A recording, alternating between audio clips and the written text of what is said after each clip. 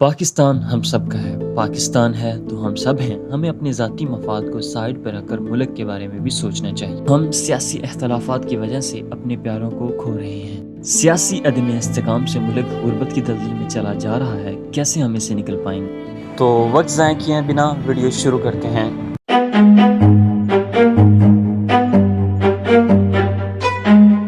Freedom of speech and to peaceably assemble. Imran Khan has appeared before a judge at a police compound in Islamabad a day.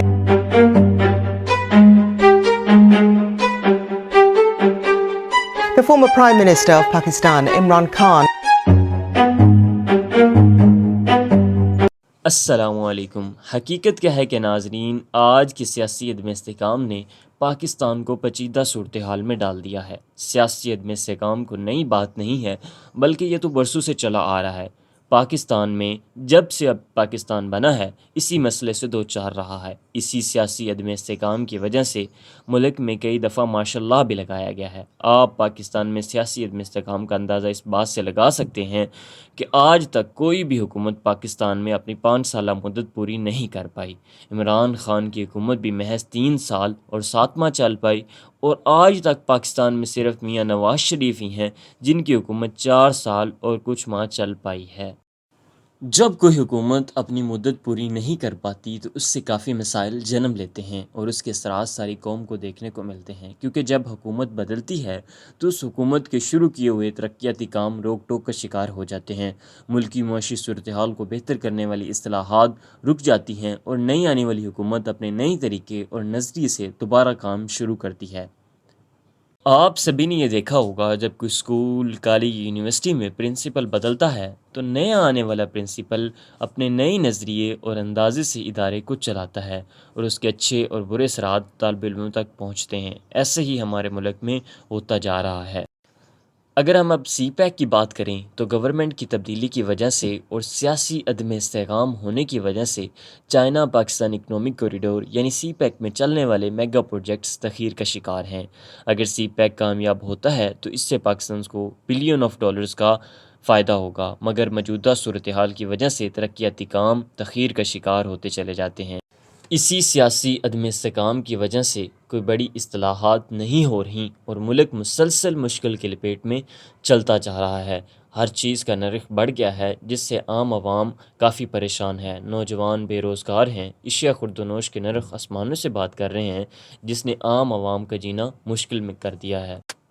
اسی سیاسی عدم استحکام کی وجہ سے ایک اور قسم کی صورتحال جنم لے رہی ہے، جس میں سوشل انسٹیبلٹی اور مورل انسٹیبلٹی ہے۔ ہر ملک میں کئی سیاسی جماعتیں ہوتی ہیں، اور وہ اپنے نظریے وقت کے ساتھ ساتھ بلڈ کرتی رہتی ہیں۔ یہی وہ نظریہ ہوتا ہے جو ایک سیاسی جماعت کو دوسری سیاسی جماعت سے مختلف کرتا ہے۔ ہر سیاسی جماعت اپنے نظریے سے کام کرتی ہے، اور یہ اچھی بات سمجھی جاتی ہے، کیونکہ عوام بھی مختلف نظریے اور رائے رکھتی ہے۔ مگر جب کوئی سیاسی جماعت اپنے نظریے کو ملکی ترقی اور خوشحالی سے بڑا سمجھے گی اور اس پر کام کرے گی تو تب ملک ترقی نہیں کر پائے گا، بلکہ اس کے علاوہ اس سے معاشرتی اور معاشی مسائل پیدا ہوں گے۔ جب سیاسی جماعتیں محض اقتدار کے لیے اور ایک دوسرے کو غلط ثابت کرنے کے لیے سیاست کریں گی تو وہ اخلاقی پستی کا شکار ہو جائیں گی، اور ایک دوسرے پر کیچڑ اچھالنا شروع کر دیں گی، جو کہ غیر اخلاقی حرکت ہے، جسے میں نے مورل انسٹیبلٹی کے نام سے کہا ہے۔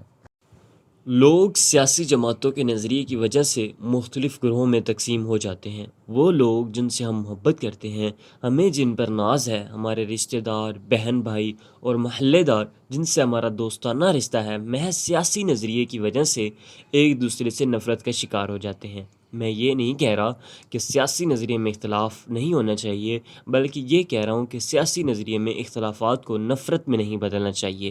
ہمارے بٹ جانے سے صرف سیاسی جماعتوں کو ہی فائدہ ہوگا، اور ان کے من پسند نظریے کو ہی تقویت ملے گی۔ عوام کے لیے کوئی کچھ نہیں کرے گا، بلکہ عوام گروہوں میں ہی تقسیم رہے گی۔ پاکستان ہم سب کا ہے، پاکستان ہے تو ہم سب ہیں۔ ہمیں یہ سوچنا چاہیے کہ ہم سیاسی جماعتوں کا ساتھ دیں، مگر ہم اپنے رشتہ داروں، بہن بھائیوں اور دوستوں سے محض سیاسی اختلافات کی وجہ سے رشتے ناطے نہ توڑیں۔